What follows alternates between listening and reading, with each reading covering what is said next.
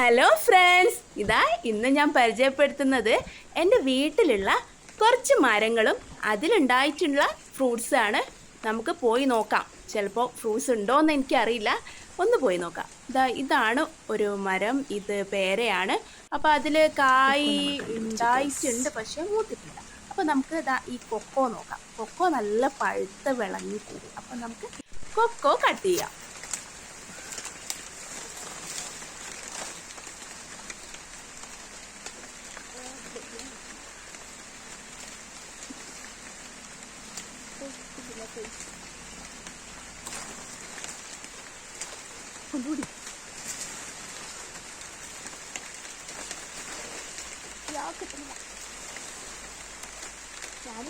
അങ്ങനെ കുറച്ച് പാടുപെട്ടിട്ടാണെങ്കിലും ആ 2 കൊക്കോ ഞാൻ പറിച്ചിട്ടുണ്ട്. ഇനി നമുക്ക് ഇവിടെ ഇത് ഏത് മരമാണെന്ന് ഇപ്പോൾ എല്ലാവർക്കും അറിയാലോ. ഇതിപ്പോൾ ഇതിൻ്റെ ഒരു ഈ ഫ്രൂട്ടിൻ്റെ സീസണാണ്.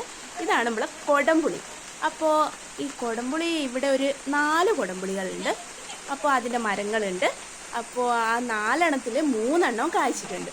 അപ്പോൾ ഇത് ഈ പ്രാവശ്യം നല്ലോണം കായ്ച്ചിട്ടുണ്ട്. ഇതിൻ്റെ ഒരു വെയിറ്റ് കാരണം ഒരു മരം ഒരു ഭാഗത്തേക്ക് ചാഞ്ഞിട്ടുണ്ട്. കൊടംപുളി എല്ലാവർക്കും വളരെ പ്രയോജനമുള്ള ഉപകാരപ്പെടുന്ന ഒരു ഫ്രൂട്ടാണ്. അപ്പോൾ അത് ഈ കൊളസ്ട്രോൾ ഉള്ള ആൾക്കാർക്കും കൊളസ്ട്രോൾ കുറയാൻ വേണ്ടിയിട്ടൊക്കെ ഈ ഫ്രൂട്ട് ഉപയോഗിക്കാം. പിന്നെ ഈ കൊഴുപ്പ് ഒക്കെ പോക്കാൻ വേണ്ടിയിട്ടും ഇത് നല്ലതാണ്. അപ്പോൾ കൊഴുപ്പൊക്കെ കുറഞ്ഞ് നല്ല ഹെൽത്തി ആയിട്ട് നിൽക്കാനും ഈ ഫ്രൂട്ട് സഹായിക്കും. നമുക്കിതിപ്പോൾ ഒരു 4 വർഷമായിട്ടുള്ളൂ കായ്ച്ചിട്ട്. അപ്പോൾ ഇതിൽ ഒരു വർഷം നമുക്കിത് കായ്ച്ചിട്ടില്ലായിരുന്നു.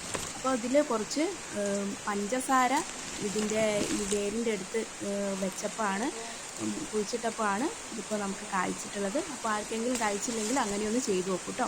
ഇതാണ് നമ്മുടെ കൊടംപുളി. ഇത് കണ്ടില്ലേ? ഇത് നിറയെ ഈ ചെറിയ കൊമ്പിലടക്കം നിറയെ നമുക്ക് കൊടംപുളിയുണ്ട്. ഇതിൻ്റെ വീടിൻ്റെ മുന്നിൽ തന്നെ നമുക്കൊരു കൊക്കോ ഉണ്ട്. അതിലും നിറയെ കായ്കളുണ്ട്. ഇതിൻ്റെ അടുത്ത് തന്നെ ഒരു പുളിമരവും ഉണ്ട്.